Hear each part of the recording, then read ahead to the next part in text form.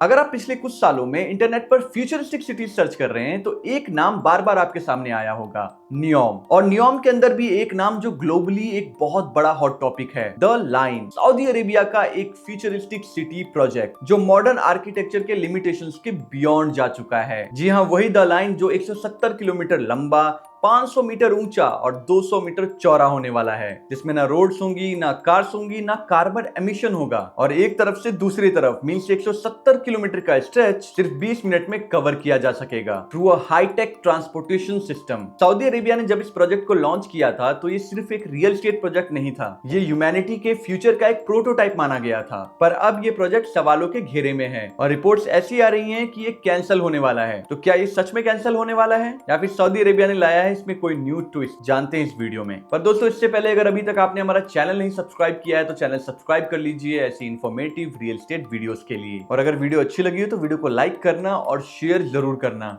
दोस्तों, इस कहानी की शुरुआत होती है साल 2017 में, जब सऊदी अरेबिया के क्राउन प्रिंस मोहम्मद बिन सलमान ने विजन 2030 अनाउंस किया। ये सिर्फ एक पॉलिसी नहीं थी, ये सऊदी अरेबिया की सर्वाइवल स्ट्रेटजी थी। डिकेड से सऊदी अरेबिया की जो इकोनॉमी है वो ऑयल पर डिपेंडेंट है, पर दुनिया रिन्यूएबल एनर्जी की तरफ बढ़ रही थी। इसे देखते हुए सऊदी अरेबिया ने सोचा कि अगर उन्होंने खुद को डाइवर्सिफाई नहीं किया तो आने वाले टाइम में उनकी इकोनॉमी बुरी तरीके से कोलैप्स कर सकती है। इसी विजन का सबसे बोल्ड हिस्सा था नियोम। नियोन एक ऐसी फ्यूचरिस्टिक सिटी जो 26,500 स्क्वायर किलोमीटर में फैली होगी, जो साइज में बेल्जियम जैसे देश के बराबर होगा। और जैसे कि हर प्रोजेक्ट का एक कोर होता है जिसके इर्द गिर्द वो प्रोजेक्ट ओरिएंटेड होता है, वैसे ही इस प्रोजेक्ट का भी एक कोर था, द लाइन। लेकिन द लाइन का कॉन्सेप्ट किसी साइंस फिक्शन मूवी से कम नहीं था। 170 किलोमीटर लंबा, 500 मीटर ऊंचा और सिर्फ 200 मीटर चौड़ा। मतलब ऐसा समझे कि जमीन पर एक सीधी रेखा, मतलब एक लाइन खींची हुई है। उसके बाद इस सिटी को दोनों तरफ से ग्लास वॉल्स से ढकने की बात कही गई। साथ ही साथ सिटी के अंदर वर्टिकल लेयर्स बनाने की बात कही गई लोगों के रहने के लिए। ट्रांसपोर्टेशन के लिए अंडरग्राउंड एक हाई स्पीड ट्रेन सिस्टम बनाने की बात की गई, जो 170 किलोमीटर का स्ट्रेच मतलब सिटी के एक एंड से दूसरे एंड तक सिर्फ 20 मिनट में पहुंचा देगा। आइडिया था जीरो ग्रेविटी अर्बनिज्म, जहां सब कुछ 5 मिनट के डिस्टेंस पर अवेलेबल हो। लेकिन जैसे जैसे एक्साइटमेंट बढ़ी वैसे वैसे डाउट्स भी बढ़ने लगे। एक्सपर्ट्स ने डाउट करना शुरू कर दिया कि 170 किलोमीटर लंबा लीनियर स्ट्रक्चर प्रैक्टिकली पॉसिबल है। एक्सपर्ट्स का सवाल था कि इंफ्रास्ट्रक्चर मैनेज कैसे होगा, और सबसे बड़ा सवाल, क्योंकि ऐसा कोई कॉन्सेप्ट पहली बार इंप्लीमेंट किया जा रहा है तो पैसे कहां से आएंगे, क्योंकि इसके R&D से लेकर इसके इंप्लीमेंटेशन तक बहुत ज्यादा खर्चा होने वाला था। इतना कि जो सऊदी अरेबिया की GDP को भी सरपास कर जाए, वो भी सिर्फ एक साल की नहीं, सालों की। ऑफिशियली नियोम का बजट जो है वो $500 बिलियन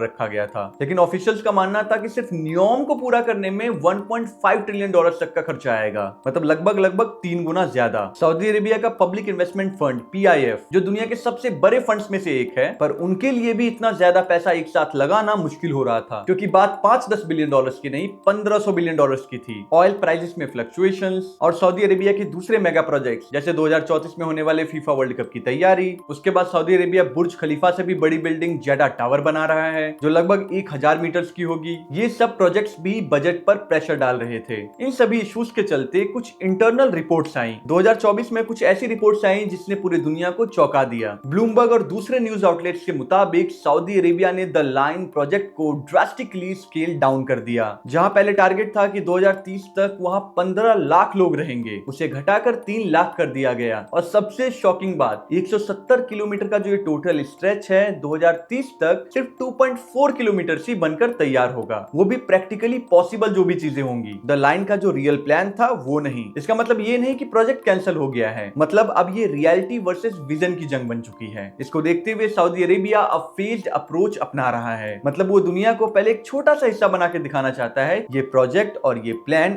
एक्चुअली में फिजिबल है, ताकि दुनिया के डिफरेंट कंट्रीज एंड फाइनेंसर्स इस प्रोजेक्ट में पैसा लगाएं, ताकि सऊदी अरेबिया के ऊपर से फाइनेंशियल बर्डन्स कम हो। अगर ये 2.4 किलोमीटर का स्ट्रेच सऊदी अरेबिया प्लान के मुताबिक बना लेता है और ये फिजिबल रहता है, मींस सक्सेसफुल होता है, तभी सऊदी अरेबिया आगे के स्ट्रेच पर काम करेगा। देखा जाए तो इंजीनियरिंग के हिसाब से भी ये एक नाइटमेयर है। डेजर्ट की गर्मी में मिरर वॉल्स के अंदर टेम्परेचर मेंटेन करना, बर्ड्स की माइग्रेशन को डिस्टर्ब न करना और इतने बड़े स्ट्रक्चर के स्ट्रक्चरल इंटीग्रिटी को बनाए रखना, ये सब ह्यूमन हिस्ट्री में पहले कभी नहीं हुआ। साथ ही ये प्रोजेक्ट कंट्रोवर्सी से भी भरा हुआ था। लोकल ट्राइब हुबैतत की रिलोकेशन, लेबर्स के एक्सप्लॉयटेशन और भी बहुत सारे ह्यूमन राइट के कंसर्न प्रोजेक्ट से रिलेटेड जाहिर किए गए, जिसने प्रोजेक्ट की इमेज को इंटरनेशनल मीडिया में एक बहुत बड़ा धक्का पहुंचाया। तो आज द लाइन कहां खड़ा है? तो फिलहाल ये प्रोजेक्ट रियलिटी नहीं, एक एक्सपेरिमेंटल लैब बन चुका है। तो सऊदी अरेबिया अब इसको 170 किलोमीटर फ्यूचरिस्टिक सिटी नहीं, एक हाईटेक अर्बन ओएसिस बनाने की तैयारी कर रहा है। तो फिलहाल इस प्रोजेक्ट की दो पॉसिबिलिटीज हैं, या तो ये दुनिया का एक बहुत बड़ा इंजीनियरिंग वंडर बनेगा, या ये डेजर्ट में एक बहुत महंगा गोश्त प्रोजेक्ट बनकर रह जाएगा। द लाइन की कहानी हमें एक सबक सिखाती है कि इमेजिनेशन की कोई लिमिट नहीं होती, पर उस इमेजिनेशन को अगर जमीन पर उतारना हो